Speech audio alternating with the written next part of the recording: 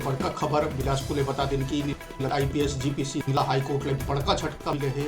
बता दिन कि आईपीएस के गिरफ्तारी में रोक हटाए वाला याचिका हाईकोर्ट इनकार कर दिए।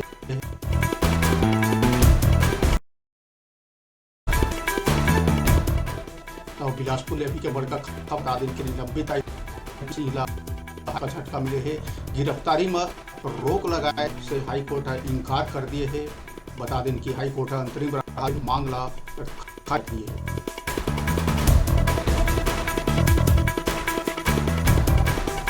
तो बड़का खबर बिलासपुर ले अभी के बता दें कि निलंबित आईपीएस पी सिंह झटका मिले है। हाईकोर्ट ने बड़का झटका मिले है। हाईकोर्ट राहत के मांग खारिज कर दिए है।